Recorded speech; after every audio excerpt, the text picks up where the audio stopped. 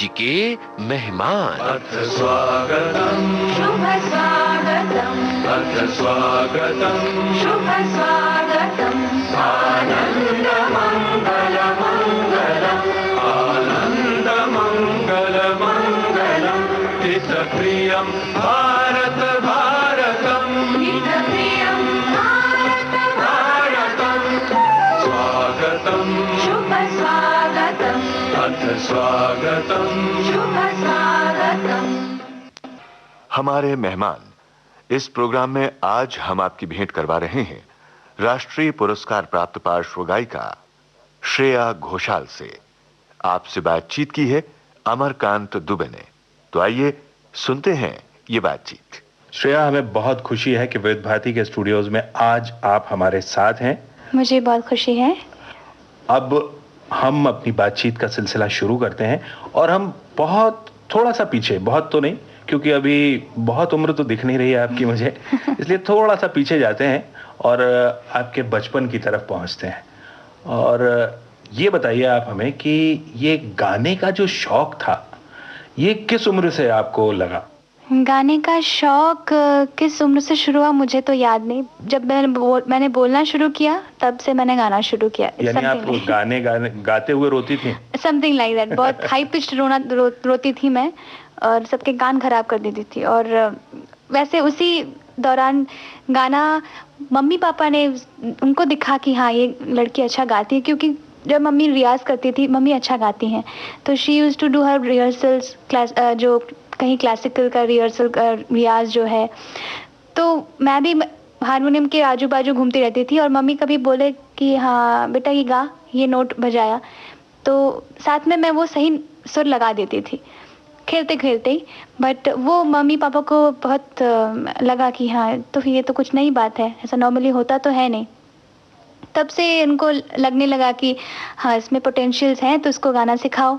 गाना सीखना शुरू किया धीरे धीरे धीरे धीरे। और जिस जगह रहती थी वहाँ पे इतना तो नहीं था स्कोप, क्योंकि मैं पली बड़ी हूँ राजस्थान में, अभी तो फिलहाल बॉम्बे में हूँ, बट पहले राजस्थान कोटा शहर के 70 किलोमीटर दूर एक जगह थी रावल भाटा, वहाँ पे रहती थी। और वहाँ पे इतने लोग, इतना म्यूजिक का जो सिखाने का एटमॉस्फेयर नहीं था। तो वहाँ पे मैंने कुछ दिन तक फोक संगीत सीखा, थोड़ा बहुत क्लासिकल, जिनसे मेरे म्यूजिक टीचर थे स्कूल के वहाँ के, उन्होंने सिखाया, भटनागर सर।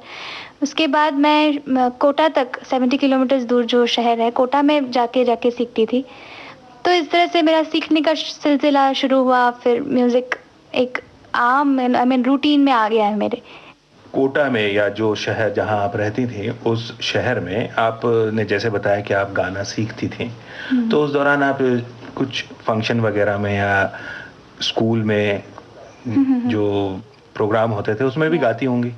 बिल्कुल बिल्कुल, वहां से तो मेरी शुरुआत हुई। मेरा तो उस छोटी सी उम्र में जब आप गाती थी तो कैसा लगता था आपको जब लोग आपकी तारीफ किया करते थे? जी सच बोलो तो मैं उस 4 बरस की उम्र में मैंने क्या किया मुझे कुछ याद नहीं। बट उम्र सिर्फ 4 तो नहीं, बढ़ती गई होगी उम्र आपकी पढ़ाई के साथ। मेरी जो शुरुआत हुई वो मुझे जैसे फीडबैक मिलता है, कहते हैं कि बहुत छोटी उम्र से मैं काफ़ी एनर्जेटिक थी, बहुत हाइपर एनर्जेटिक थी। और गाने की फुर्सत कभी है, मैं इतना खेलने में मस्त थी कि गाने का फुर्सत नहीं है। बट कभी भी मुझे स्टेज पे चढ़ा दिया जाता था तो मैं बिल्कुल हेजिटेट नहीं करती थी। स्टेज फ्राइट नहीं था मुझे बचपन में, तो हमेशा मतलब कोई भी बोले गाना गाने तो आई वाज मतलब 1 स्टेप फॉरवर्ड टू सिंग। मैं बिल्कुल तैयार रहती थी गाने के साथ। तो वो एक कुछ है जो मुझे याद है कि स्कूल के प्रिंसिपल्स, एनुअल फंक्शंस में गाना, फिर हमारे जो दुर्गा पूजा के जो फंक्शंस होते थे उसमें गाना, ये सब तो मतलब कंपल्सरी था ऑलमोस्ट, क्योंकि लोग भी चाहते थे। अगर कोई फंक्शन हुआ तो श्रेया तो गाना गाएगी, तो तय है कि श्रेया को बुला लेंगे, वो ये गाना गा देगी। हाँ, या वो गाना गा देगी। हाँ, हमारी मतलब इन हाउस सिंगर है ही। तो और सब बहुत प्यार करते थे, क्योंकि उनको लगता था कि छोटी लड़की है, बहुत अच्छा गाती है, इसको गाना, they used to enjoy plus they used to encourage me. तो श्रेया, अभी कोटा शहर से बाहर निकलने से पहले एक गाना क्यों ना सुन लें हम? बिल्कुल बिल्कुल। मैं जी कोटा शहर की बात आई तो मुझे एक गाना मैं क्या बोलूं, मैंने इतने गाने उस वक्त के अब वही गाना memorable है। सुनवाइए श्रेया आप, जो अक्सर उस जमाने में, पता नहीं आपको याद होगा या नहीं होगा, बहुत छोटे बचपन की बात है, हाँ, तो उस दौरान जो गाना अगर स्टेज वगैरह पे गाती रही हो, तो वो कोई गाना अगर याद हो।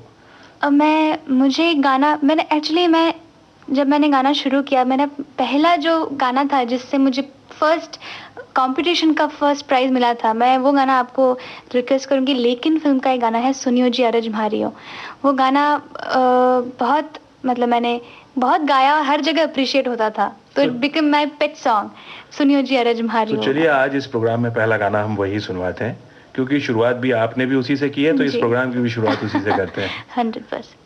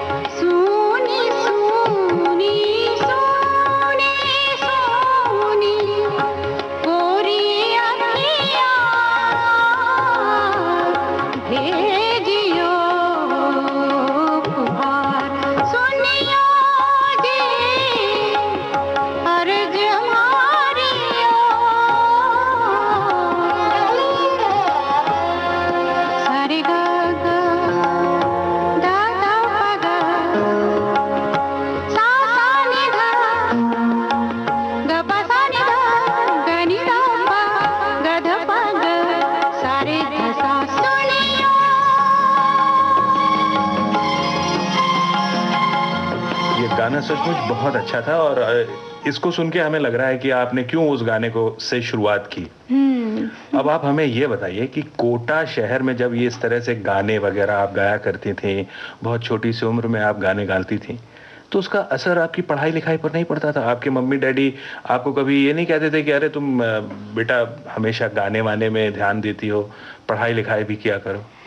एक्चुअली मैं सच में बहुत लकी हूँ कि मेरे पेरेंट्स बहुत सपोर्टिव हैं, और स्पेशली मेरे पापा, जिन्होंने आज तक कभी मुझे किसी बात के लिए फोर्स नहीं किया।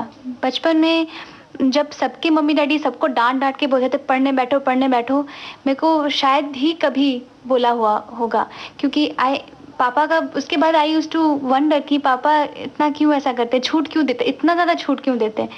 तो पापा कहते थे कि सी जितना किसी को फोर्स करो उसको उतनी उससे they start hating that thing. तो वो चीज़ अपने खुद से डेवलप होती है, तो that is what you want to do. खुद से ही you try to analyse yourself कि आपको क्या करना है। और मुझे बस जितना सपोर्ट चाहिए, जो चीज़ मुझे करनी है उसके लिए जितना सपोर्ट देना है, वो मेरे पेरेंट्स कहते थे मुझे इतना ही करना है, बाकी it's your, you do what you feel like doing. हाँ, बट अगर गाना गाना है तो उसका रियाज ज़रूरी है, तो उस रियाज के लिए मुझे हमेशा बोल देते हाँ इतना घंटा तुमको रियाज करना है, क्योंकि अगर तुमने ठानी है कि तुमको सिंगर बनना है तो तुम वो करो। खैर ये बात तो अलग है, बट जो पढ़ाई पे असर की बात हो रही थी वो प्रॉब्लम कभी हुआ नहीं, क्योंकि उस वक्त प्रोफेशनली तो कुछ कर नहीं रही थी। मैं गाना सीख रही थी, हाँ डेफिनेटली, और उसमें रियाज पे वक्त जाता था, बाकी जो प्रोग्राम्स में परफॉर्म करना वो होता था, बाकी तो पढ़ाई चलती है, पढ़ाई ज़रूरी है, वो भी करना है। तो इस तरह से गाना भी आपका चलता रहा, आपकी पढ़ाई लिखाई भी चलती रही। आपने ये कब सोचा या ये कब तय किया, ये बात आपके दिमाग में कब आई कि गाने को मुझे प्रोफेशन बनाना चाहिए? जो ये सपना जो कह सकते हैं ना कि हाँ मुझे वो जो कांच के पीछे हेडफोन लगा के जो गाने का वो सपना, it started growing really gradually. जब धीरे धीरे I became conscious of my singing. जब तक मैं गाती थी और लोग अप्रिशिएट करते थे, मुझे पता भी नहीं कि मैं क्या गा रही हूँ, it was like a fun, मस्ती होती थी। बट धीरे जब मैंने सीखना शुरू किया और जो संगीत की गहराई को समझना धीरे धीरे जब शुरू किया, maybe I was around 10 years old when I really started learning classical very seriously. तो तब धीरे धीरे लगा कि ये इसमें बहुत I used to enjoy. Basically जब सब बच्चे खेल रहे हैं बाहर, मैं रियाज कर रही हूँ, मुझे बहुत मज़ा आता था। बहुत वो शांत, राजस्थान की जो जगह थी वो भी बहुत शांत थी और कुछ आवाज़ नहीं, बस एक तानपुरा के ऊपर मैं जब रियाज करती थी, मम्मी पापा को जो अच्छा लगता था मुझे उससे डबल ज़्यादा अच्छा लगता था, मुझे मज़ा आता था गाने। तो धीरे धीरे आई स्टार्टेड रियलाइजिंग कि this is what I want to do. तो this everything was a gradual process, कि ऐसा नहीं कि सडनली वन सम इंसिडेंट और मुझे लगा कि। वही मैं पूछना चाह रहा था कि वो उम्र, जैसे कि आपने बताया कि 10 साल 11 साल की उम्र थी, तब धीरे धीरे आपने ये सोचना शुरू कर दिया, यानी गाने की तरफ लगाव आपका एकदम पक्का होता चला गया। और वो शौक के बाद वो एक आपका धीरे धीरे आपका अपना एक रूटीन बन गया कि अब तो इस वक्त में मुझे गाना है, इस वक्त मुझे रियाज करना है, इस वक्त मुझे पढ़ना है, इस वक्त फिर मैं गाना गाऊंगी, फिर ये प्रोग्राम करूंगी। यानी पहले तो कभी कोई कह देता होगा इसलिए गाना गा देती थी, बाद में शायद आप गाने के लिए बिल्कुल इंतजार करने लगे कि अब मुझे गाना भी गाना है। तो श्रेया, आप मुझे ये भी बताइए कि अक्सर माँ बाप की ख्वाहिश होती है कि मेरा बेटा या मेरी बेटी बड़ा होकर डॉक्टर बने, इंजीनियर बने, या ये कुछ कोई ना कोई एक ऐसे प्रोफेशन में हर पिता ये तय करके रखता है कि उसकी जो संतान है, औलाद है, वो ये बनेगी। आपके पिताजी ने कभी ऐसा सोचा था आपके बारे में कि मेरी बेटी सिंगर बनेगी या मेरी बेटी डॉक्टर बनेगी? या जैसा कि अभी आपसे इस रिकॉर्डिंग से पहले बातचीत में मुझे मालूम चला कि आपके पिताजी साइंटिस्ट हैं, तो क्या उन्होंने ऐसा सोचा हुआ था कि मेरी बेटी साइंटिस्ट बनेगी? ये जगह पे पापा का नाम नहीं आना चाहिए, इसमें मम्मी का नाम आना चाहिए, क्योंकि आपको बहुत एक सीक्रेट बताती हूँ कि मम्मी तो अभी भी कहती है कि गाना वाना छोड़, शुरू कर दे पढ़ाई, इंजीनियरिंग कर ले, क्योंकि बहुत अनसर्टेनिटी है इस फील्ड में। तो मम्मी तो सारा दिन टेंशन में रहती है कि अभी क्या होगा। और उसके लिए इनफैक्ट पापा ने बहुत सैक्रिफाइसेस किए हैं अपने राजस्थान का, बहुत जहाँ पे न्यूक्लियर रिएक्टर में जहाँ पे उनकी पोस्टिंग थी, काफ़ी अच्छी पोस्ट पे थे। I mean he was doing very well in his career, but he in fact left everything to come to Bombay. यानी आपकी माँ ये चाहती थी कि आप इंजीनियर बने? हाँ, माँ तो अभी भी चाहती है मैं इंजीनियरिंग करूँ। खैर अब तो वो पॉसिबल नहीं है, लेकिन कुछ कह नहीं सकते अभी, मतलब सडनली अगर मम्मी को जोश आ जाए तो बोले सब छोड़ो, शुरू करते पढ़ाई। लेकिन ये ऐसा कैसे हो सकता है? मतलब ऐसा होने को तो कुछ भी हो सकता है, लेकिन जैसा आपने बताया कि आपकी माँ खुद म्यूजिक से बड़ी जुड़ी हुई थी। कॉन्ट्रास्ट है, मतलब बहुत बड़ा कॉन्ट्राडिक्शन है हमारे। खैर इस बारे में हम बाद में बात करेंगे, पहले एक गाना सुन लेते हैं। मुझे एक गाना, एक फिल्म देखी थी प्यासा, जिस गाने का गुरुदत्त साहब की, और उस फिल्म का पूरा सारांश एक गाने में था, और जो आज भी मतलब मैं सुनती हूँ तो मतलब मिनिमम इंस्ट्रूमेंट्स पे गाना, खाली वॉइस पे है और मतलब गूस पिंपल्स आते हैं ना, रोंगटे खड़े हो जाते हैं मेरे, मतलब इतना मुझे अच्छा लगता है। तो वो गाना आप सुनाएंगे, ये दुनिया अगर मिल भी जाए तो क्या है? सुनाएंगे, लेकिन इस शर्त पे कि रोंगटे खड़े होने के बाद भी आप बातचीत इसी तरह से करती रहेंगी। हाँ हाँ ठीक है, कोशिश करूंगी। चलिए लगाइए वही गाना, लगाइए वो। ये महलों ये तख्तों ये ताजों की दुनिया, ये इंसान के दुश्मन समाजों की दुनिया। ये महलों ये तख्तों ये ताजों की दुनिया, ये इंसान के दुश्मन समाजों की दुनिया। ये दौलत के भूखे रवाजों की दुनिया, ये दुनिया अगर मिल भी जाए तो क्या है? ये दुनिया अगर मिल भी जाए तो क्या है?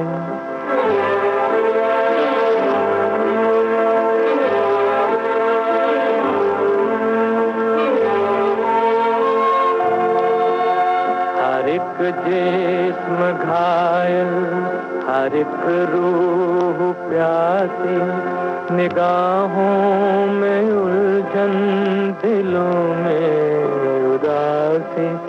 ये दुनिया है या आलमे बदहवासी, ये दुनिया अगर मिल भी जाए तो क्या है?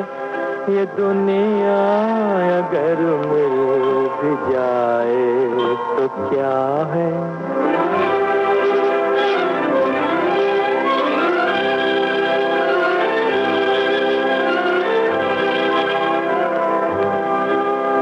यहाँ एक खिलौना है इंसान की हस्ती, ये बसती है मुर्दा परस्तों की बसती।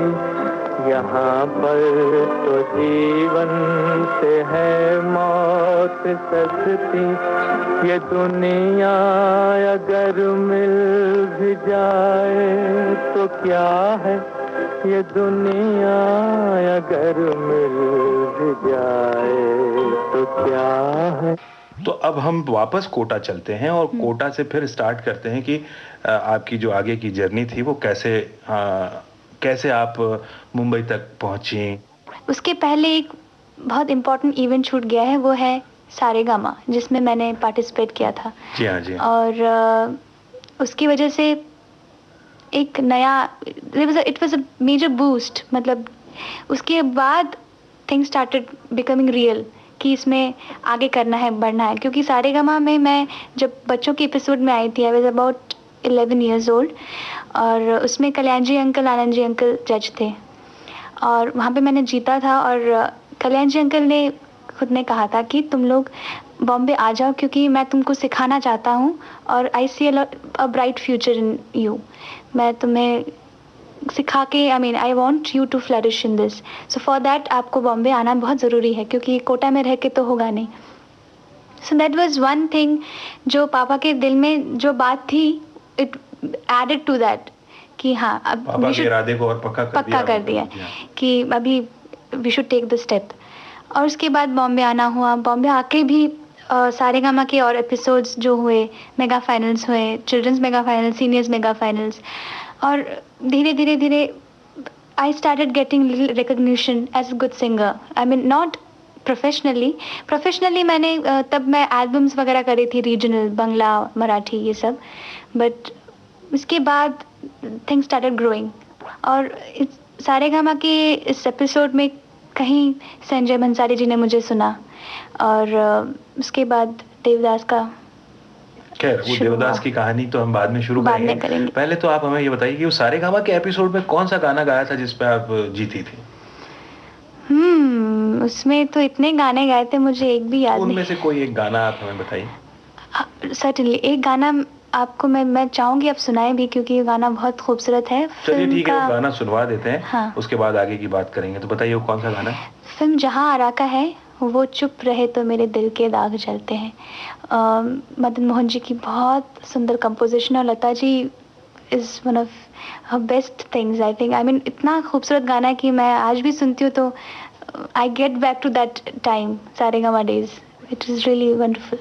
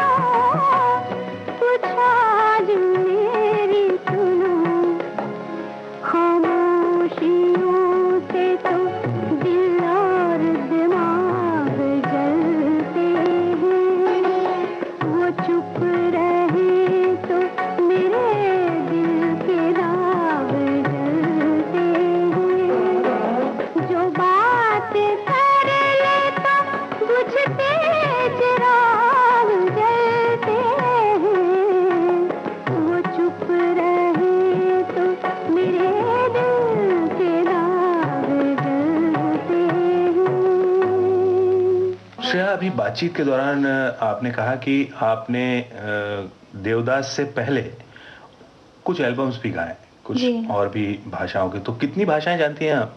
मैं जानती तो बस हिंदी, मराठी और बांग्ला और तेलुगु, तमिल, गुजराती, कोई नहीं है। ऐसे बोल रही हूँ मैं।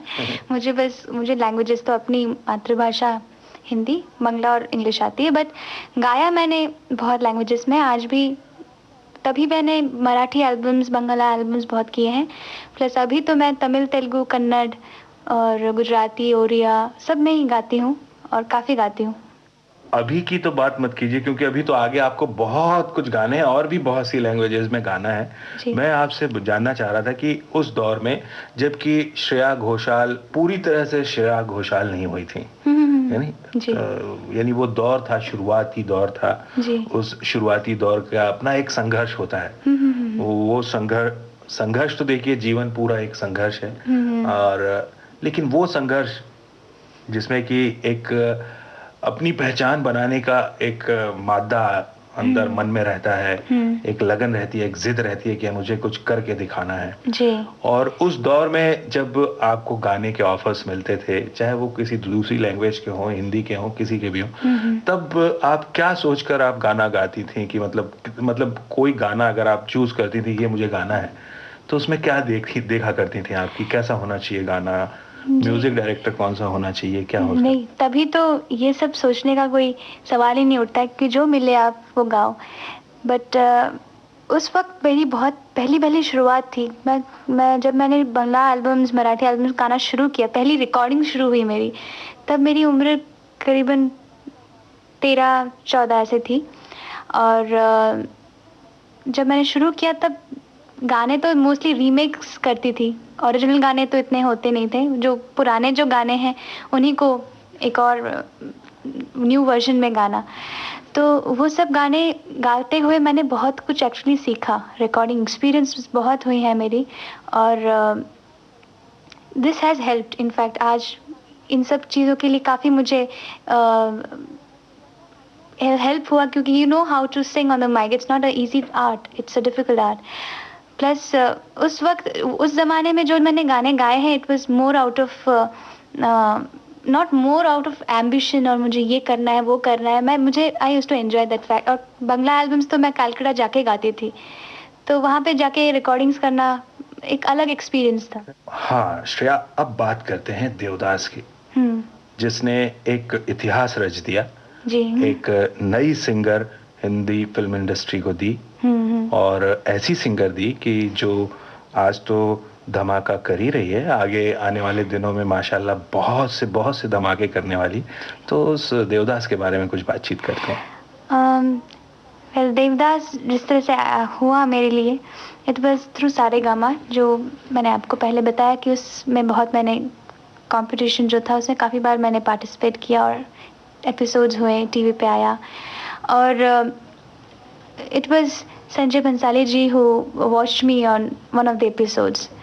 उन्होंने कोई मेगा फाइल्स में मैंने जब गाया था, उन्होंने मुझे सुना, उनको आवाज़ काफ़ी अच्छी लगी, और उनके जहन में जब शायद वो देवदास के बारे में सोच रहे होंगे उस वक्त, क्योंकि वो वक्त था जब वो हम दिल दे चुके सनम का काम कर रहे थे। और उसकी करीबन 1.5 years after that he called me, और उन्होंने कहा कि मैं तुमको आके थोड़ा गाना सुनना चाहूँगा। तो मैं जब उनसे मिली, it was mostly like he was quite sure about my voice. उनको पता था, उनके दिमाग में था कि ये पारो के लिए मुझे ये वॉइस चाहिए, और ही was quite sure about it. और उन्होंने मुझे 2-3 दिन तक सिटिंग्स हुए, ऑडिशंस काइंड ऑफ हुए, काफ़ी गाने मैंने गाए जो लता जी के और जो आज को मैं आपको सुना रही हूँ, वैसे इनमें से काफ़ी गाने मैंने गाए वहाँ पे। और वहाँ पे इस्माइल जी जो म्यूज़िक डायरेक्टर हैं वो भी बैठे थे, उनको भी मैंने सुनाया, और they were very happy with the voice. और धीरे धीरे 2-3 दिन तक ऐसे होने के बाद उन्होंने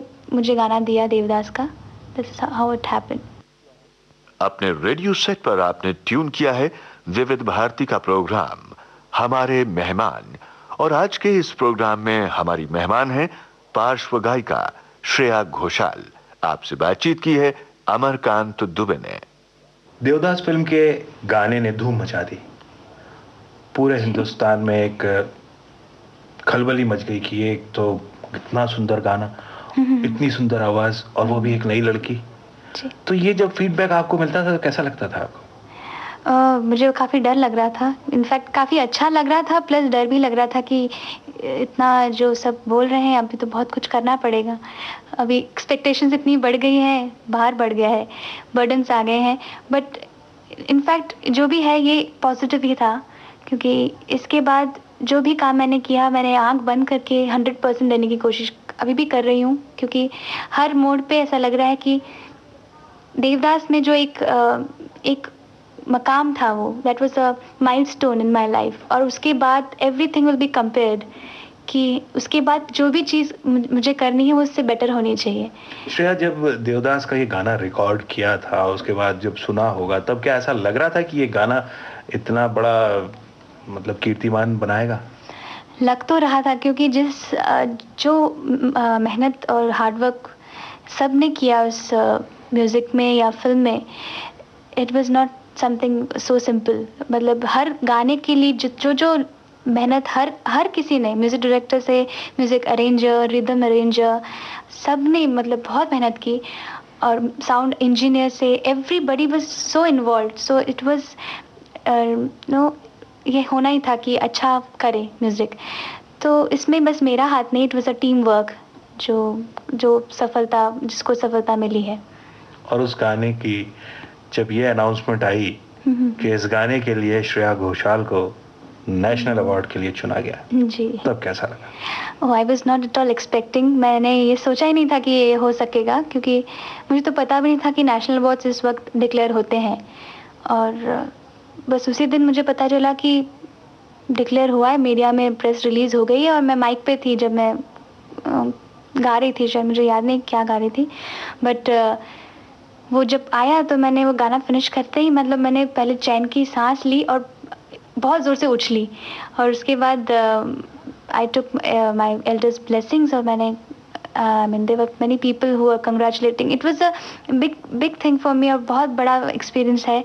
और ये मेरे लिए बहुत, इनफैक्ट जो मैं बात कह रही हूँ कि मुझे और आगे काम अच्छा करना है, it's even more a factor कि अभी और भी अच्छा करना पड़ेगा, क्योंकि नेशनल अवार्ड विनर लड़की है, छोटी उम्र है. So there will be lot of things which will be affecting my work. तो उनको हर मोड़ पे I have to give 200% my work now. तो श्रेया, क्यों ना आगे बढ़ने से पहले वो गाना सुन लें?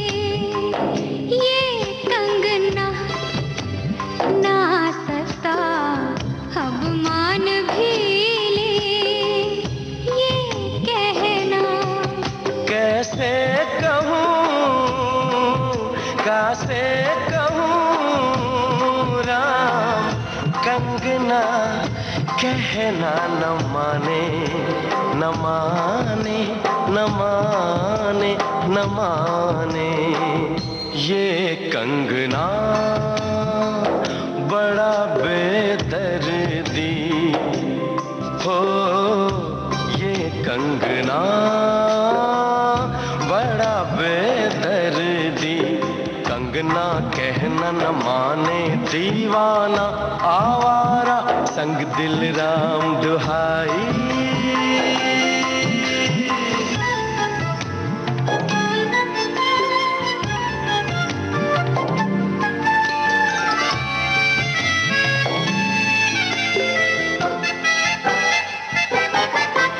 अब मान भी जाओ ना, तुम पास तो आओ ना। बहकी बहकी बातों में तेरी धीरे धीरे आने लगी। जुगनू ने मुझसे कहा ऐसा है ये तेरा पिया ले ही जाएगा तेरा जिया। प्यारी प्यारी बातों पे तेरी चांदनी भी हंसने लगी। तारे मुस्कुराने लगे, हवा गुनगुनाने लगी, आसमां भी झूम उठा। कैसे कहो, कैसे कहो, हाय राम राम राम राम राम। पगला इतना न जाने, न जाने न जाने न जाने जाने जाने हाय। इश्श।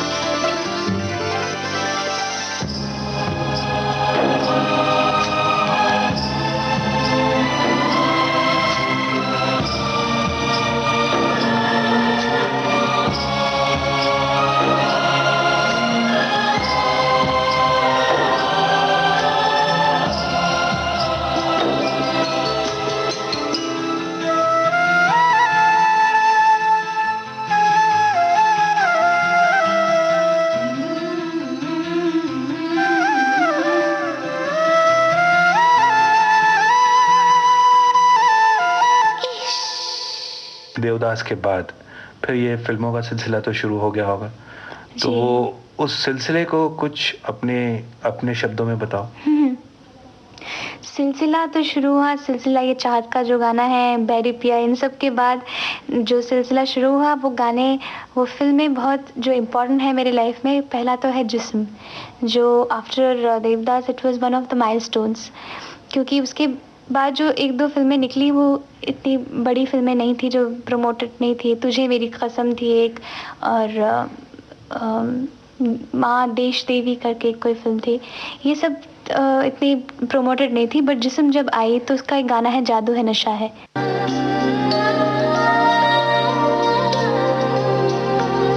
जादू है नशा है मदहोशियाँ, तुझको भुला के अब जाऊं कहाँ। जादू है नशा है मदहोशियाँ, तुझको भुला के अब जाऊं कहाँ। देखती है जिस तरह तेरी नजरें मुझे, मैं खुद को छुपाऊंगा। जादू है नशा है मदहोशियाँ, तुझको भुला के अब जाऊंगा। देखती है जिस तरह तेरी नजरें मुझे, मैं खुद को छुपाऊंगा। जादू है नशा है मदहोशियाँ, तुझको भुला के अब जाऊंगा।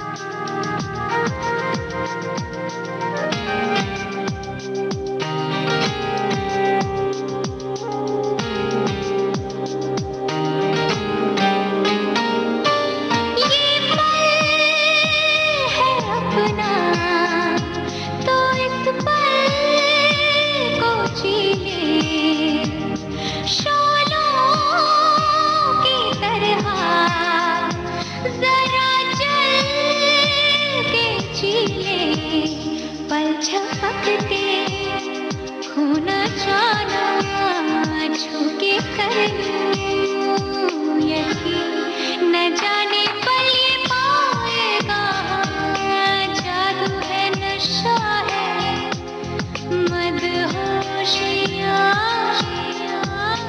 तुझको भुला के अब जाऊँ कहाँ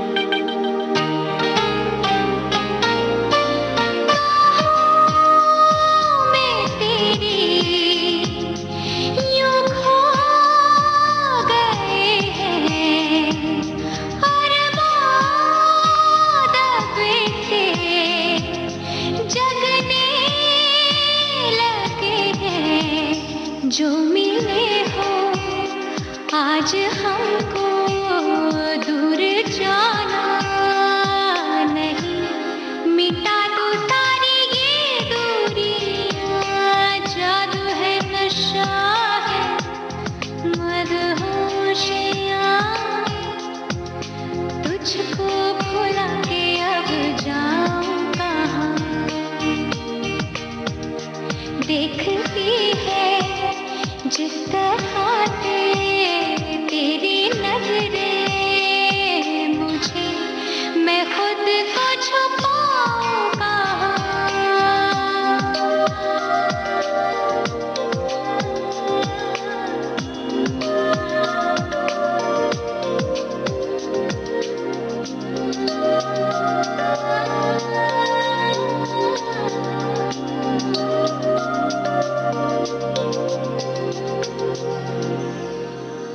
अब इस उम्र तक पहुंचते पहुंचते या इस जगह तक पहुंचते पहुंचते ये समझ तो आ ही गई होगी कि कौन सा गाना मुझे गाना चाहिए, कौन सा गाना नहीं गाना चाहिए, क्योंकि जी कौन सा गाना नहीं गाना चाहिए कि समझ नहीं आई है, कौन सा गाना गाना चाहिए कि समझ भी नहीं आई है। एक्चुअली देखा जाए तो मुझे जो गाना मिलता है मैं बहुत प्यार से गाती हूँ, क्योंकि हाँ अगर गाने की बोल ख़राब है या कोई फिल्म अच्छी नहीं है, it is not made for a good viewership, I never do that. अगर कहीं गलती से भी ऐसा कोई लोग आ जाए तो मैं नहीं करती हूँ, बट हमेशा अच्छे गाने ही आए हैं और मैंने हमेशा अच्छे लोगों के साथ ही काम किया है। जो गाने मुझे मिलते हैं आज तक अच्छे मिले हैं और हर तरह के गाने मिल रहे हैं, ऐसा नहीं कि एक ही टाइप का गाना है। जैसे जादू है नशा है, अगर आप देखा जाए तो it's very different from Devdas. उसके बाद जो फिल्म आई हैं साया, रोमांटिक सॉन्ग्स हैं, फिर खाकी, एलओसी जो फिल्में आई हैं सब में रोमांस है, पेपी सॉन्ग्स है, आजकल जो जिसको बोलते हैं आइटम सॉन्ग्स है वो भी मैंने किए हैं। तो हर तरह का गाना मैंने गाया है। श्रेया, फिल्म इंडस्ट्री में जब अपना ये सफ़र आपने शुरू किया जी, तो यहाँ आपके अपने मददगार कौन साबित हुए? देखिए, मदर फादर तो आपके साथ हैं, हमेशा रहेंगे, लेकिन होता है ना कि लोग मिलते जाते हैं, कुछ अच्छे लोग मिलते हैं, कुछ बुरे लोग मिलते हैं, कुछ ऐसे मिलते हैं जो आपको रास्ता दिखाते जाते हैं जी। तो यहाँ आपको कुछ ऐसे लोग भी मिले होंगे। जी एक्चुअली पहले मददगार जिनको मैं गॉड फादर कह सकती हूँ होते हैं संजय भंसाली जी। उन्होंने हर वक्त पे मुझे गाइडेंस दी है कि मुझे क्या करना चाहिए प्रॉपरली, किस तरह से आगे बढ़ना चाहिए, कैसे काम करना चाहिए। उनके बाद जिनसे मैं मिली, महेश भट्ट जी, मुकेश भट्ट जी, दोनों ने मुझे काफ़ी प्रोत्साहन दिया और उनके साथ काम करके मुझे बहुत कुछ सीखने को मिला है, क्योंकि they are very enthusiastic people. I mean they love their work और किस तरह से काम में मतलब involvement, expressions, acting in work, वो सब मुझे काफ़ी कुछ बाय एक्सपीरियंस मैंने सीखा है उन लोगों से और उनसे भी काफ़ी मैं गाइडेंस लेती हूँ। श्रेया, आपके इस पूरे बातचीत के दौरान आपने अभी तक ये जिक्र नहीं किया कि आप खुद किसकी फैन रही हैं या किसके गाने सुन सुनकर आपको ये अंदर गाने की इच्छा जागी, या आपने भी सोचा कि मैं भी ऐसी सिंगर बनूंगी? जिनको बहुत सुनती आई हूँ वो है लता जी, आशा जी, जिनको मैं आज तक सुनती हूँ। गीता दत्त जी, एक्चुअली मैंने बचपन से इतने लोगों को सुना है कि मैं एक नाम बोलना बहुत मुश्किल है। मैंने western, Rabindra Sangeet, Rajasthani folk song, classical music, सब कुछ ऐसा सुना है कि सब कुछ मेरे सब कुछ ही मैं एंजॉय करती हूँ सुनना। और मतलब बट आर्टिस्ट जिनको मैं बहुत पसंद करती हूँ लता जी हैं, क्योंकि उनको मैं I try to actually imitate her, but this is very difficult, which I am very bad at. But I try to उनकी तरह से उनको मैं कोशिश करती हूँ कि उन्होंने जो काम किए हैं, जिस तरह से उन्होंने गाया है, उन चीज़ों को कॉपी करने की कोशिश करती हूँ। मेरा सपना था कि मैं उनसे मिलूँ, और कोइंसिडेंटली मैं जिस स्टूडियो में रिकॉर्डिंग कर रही थी उसी स्टूडियो में वो आई, और मुझे नीचे से बुलावा आया कि क्योंकि सबको पता है स्टूडियो में कि मैं उनकी कितनी बड़ी फ़ैन हूँ, कितनी मतलब बड़ी फ़ैन हूँ। तो उन्होंने सब ने मुझे रिकॉर्डिंग से बीच में से उठा लिया और बोला कि आओ, लता जी आई हैं। तो मैंने उनको मैं मिली और मैंने आई टच्ड हर फीट, और जब मैंने उनको देखा तो मैं पागल हो गई। मैं पता नहीं क्या कर रही थी, मुझे याद नहीं, but this is one of the most memorable things in my life and I never forget. मतलब उनको देख के सामने से जो चीज़ में करंट जैसा बिजली दौड़ती है, क्योंकि उनमें जो ऑरा है, कहते हैं ना लोग कि एक पर्सनालिटी है जिसमें अच्छा तो गाती हैं, बट उनमें खुद की जो पर्सनालिटी है, जो साड़ी जिस तरह से पहना है, जो डायमंड्स पहने हुए हैं, जिस तरह से हंसती है, वो इतना इनोसेंट से हंसती है, उसमें ऐसी कुछ बात है कि मतलब कोई भी आदमी सामने से ही बिकम्स प्रभावित हो जाता है। हाँ, या और इस समय भी मैं महसूस कर सकता हूँ आप जिस तरह से बोल रही हैं उनके बारे में, तो अभी आपकी जो हालत है और उनको जब देखा होगा उस समय आपकी क्या हालत रही होगी। सच में लता जी भी हंस रही थी, बट उन्होंने कहा कि बहुत अच्छा गाती हो, चांगला ऐसा कुछ बोला उन्होंने मराठी में, जो मैंने थोड़ा समझ लिया। तो श्रेया घोषाल को एक और सर्टिफिकेट मिल गया जी। और लता जी ने अगर ऐसा कह दिया तो इसके बाद किसी सर्टिफिकेट की कोई जरूरत ही नहीं रह जाती जी। श्रेया, अभी बहुत छोटी सी उम्र है आपकी और जिंदगी बहुत बड़ी है, सफलताएं भी अभी बहुत सी आपको लेनी है, जीतनी है, बहुत सफल होना है जिंदगी में। जिंदगी के बारे में क्या सोचती हो, कैसी जिंदगी होनी चाहिए, या जिंदगी के बारे में तुम्हारा अपना नजरिया क्या है? सच में बोलो तो मैं सोचती बहुत कम हूँ। मैं काम करने में बहुत ज़्यादा बिलीव करती हूँ। मैं इतना हर कदम को सोच के फूंक के रखने में बिलीव नहीं रखती हूँ, कि मुझे लगता है कि जो दिन में जो काम आता है, जो मिला, जो सामने से आया, उसको लो, जो करना है वो अपनी तरफ से 100% हो जाए, इसमें बिलीव रखती हूँ। अदरवाइज आई फील कि लाइफ में मेरे इतने एम्बिशंस नहीं रखती हूँ कि मुझे ये करना है, वो करना है, इसको पाना है, वो अवार्ड लेना है, क्योंकि जब आप वो सोचने लगोगे ना तो आपके काम में बहुत और आपकी ज़िंदगी बहुत डिस्टर्ब हो जाती है, क्योंकि ऑलरेडी इतने लाइफ में टेंशन्स हैं। अगर आप टेंशन पालना ही चाहो तो there not one, there so many to come and welcome you. तो इसलिए मैं इतना सोचती नहीं हूँ, और मैं आई लव पीपल, और मैं अपने दोस्तों के साथ वक्त गुजारने में बिलीव करती हूँ। अपने पेरेंट्स, जो लोग मुझे चाहते हैं, जिनके साथ मैं वक्त बिताना मुझे अच्छा लगता है, मैं उन लोगों के साथ उनको बहुत वैल्यू करती हूँ। और अदरवाइज बाकी और लाइफ में है क्या है। अब तो बहुत बिजी हो गई हो, रोज रिकॉर्डिंग्स और जो टाइम मिला तो पढ़ाई लिखाई, लेकिन खाली वक्त में और क्या करती हो? खाली वक्त रात को मिलता है, और जो रात में बहुत अच्छे से यूटिलाइज, क्योंकि नींद आती नहीं है मुझे रात को, तो उस वक्त में मेरे पास एक छोटा सा एक कीबोर्ड है, क्योंकि मैं बीच में पियानो सीखना शुरू किया था और मुझे बहुत पसंद है पियानो बजाना। तो वो कीबोर्ड पे मैं थोड़ा बहुत कुछ बजा लेती हूँ, कुछ प्रैक्टिस करती हूँ, और थोड़ा बहुत कंपोजिशन वाला बताइएगा मत किसी को, बता ही दिया ऑलमोस्ट, बट मैं थोड़ा नहीं, आप बोलो, मैं किसी को नहीं बताऊंगा भाई, आप लोग जो सुन रहे हैं किसी को बताइएगा नहीं। लेकिन थोड़ा बहुत कर लेती हूँ कंपोजिशन, जो नॉट वर्थ। तो क्या मतलब आगे हम ये उम्मीद करें कि श्रेया घोषाल का नाम गायिका के साथ साथ हम संगीतकार श्रेया घोषाल से भी इंटरव्यू करेंगे कि एक दिन? बिल्कुल नहीं, अगर ऐसा होगा तो मतलब म्यूजिक सीन का बहुत बुरा हालत चल रही है। हो सकता है उस समय भी आपका जो पहला गाना कंपोज किया हुआ हो उसमें आपको नेशनल अवार्ड मिले और फिर एक बार आपसे मैं इसी तरह से बातचीत करते हुए बैठा रहूं। और हम तो चाहेंगे, हमारी दुआएं हैं, हमारी शुभकामनाएं हैं कि वो दिन भी आए आपकी जिंदगी में। और जिस तरह से जिंदगी के प्रति आपका नजरिया है, कोई शक नहीं कि आप उस मकाम तक भी पहुंच जाएंगी। अब आप मुझे जल्दी से ये बताइए कि रियाज व्याज का जो सिलसिला है ये जारी है या नहीं, क्योंकि जो वक्त का आपका टाइम शेड्यूल है उसमें मुझे लगता नहीं कि आपको वक्त मिलता होगा।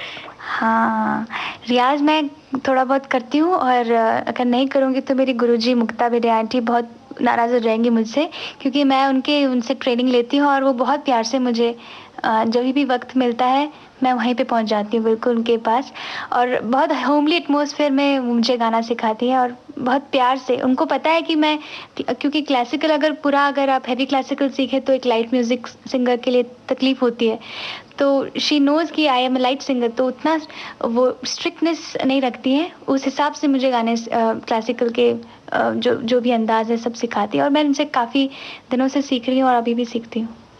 श्रेया, इससे पहले कि आगे की और बात करें, एक और गाना कोई ऐसा बताइए जो कि आपको बहुत पसंद हो लेकिन आपका नहीं।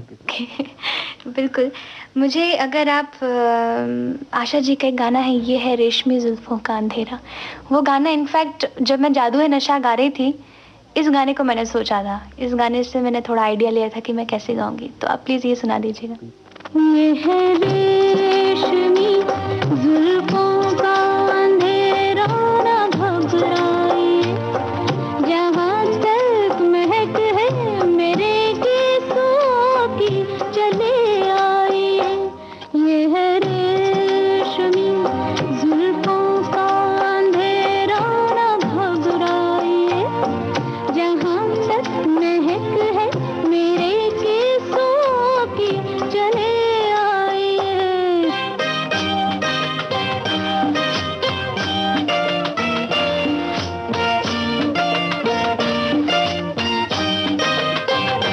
सुनिए तो जरा, जो हकीकत है कहते हैं हम, खुलते रुकते इन रंगीलों की कसम, जल उठेंगे दिए जुगनुओं की तरह, जल उठेंगे दिए जुगनुओं की तरह, जी तबस्सुम तो फरमाइए।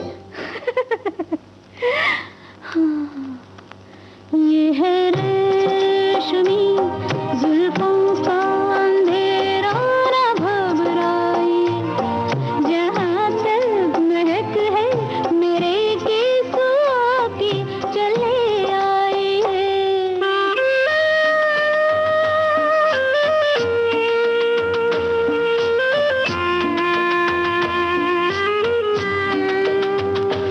ला ला ला ला, ला ला ला ला ला, ला ला ला ला, ला ला।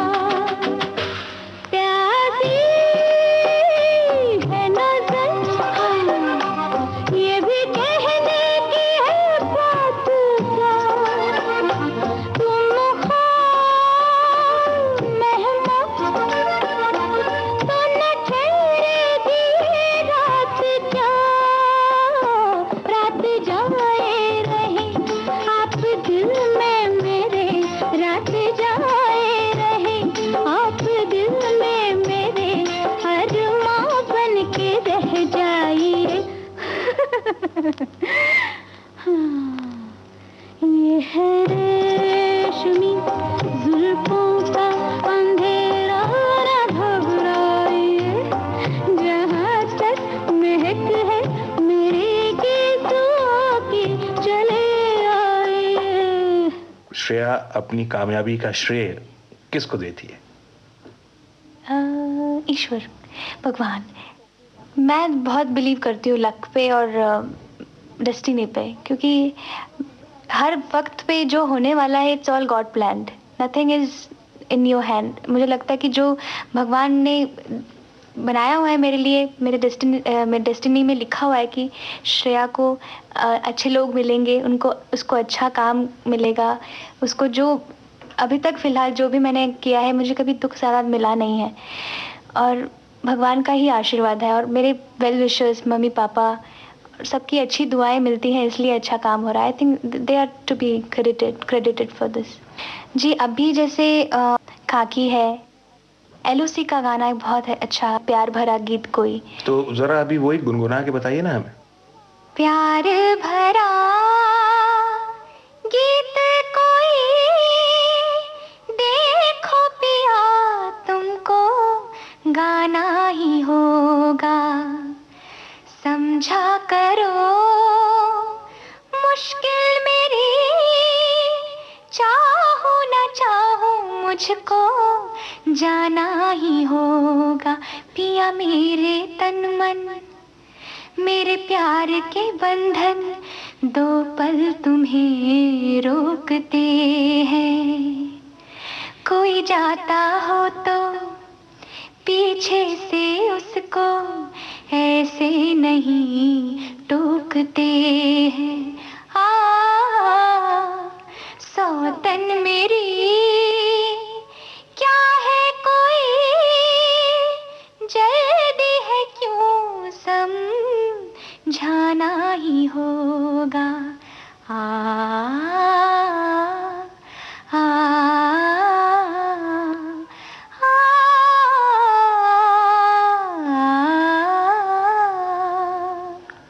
खाकी का गाना भी आपको सुनाती हूँ, बहुत प्यारा गाना है, one of my best songs. वादा रहा प्यार से प्यार का, अब हम न होंगे जुदा, ये मेरी धड़कने सुन रहा है खुदा, चाहे तुम्हें किस कदर मेरा दिल तुमको नहीं है पता, ये मेरी धड़कने सुन रहा है खुदा, वादा रहा। श्रेया, बहुत खुशी हुई हमें आपको अपने बीच पाकर। जी, मुझे और अब बहुत दुख हो रहा है कि वक्त पूरा हो गया है तो आपसे इजाजत लेनी होगी और हमारे दोस्तों से आपको इजाजत लेनी होगी।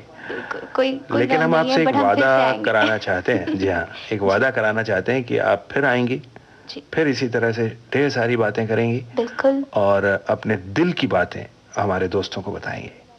जी, सबको मेरा बहुत बहुत शुक्रिया कि आप लोगों ने इतने देर तक मुझे टॉलरेट किया बट सच में मुझे बहुत अच्छा लगा, क्योंकि बहुत दिल से बातें हुई हैं आज, और मैं आशा करती हूँ सभी मेरे श्रोताओं को कि वो मुझे जिस तरह से आज प्यार देते हैं उसी तरह से हमेशा मुझे प्यार करते रहें और मेरे गाने हमेशा सुनते रहें, और they will make them hits. हमारे मेहमान।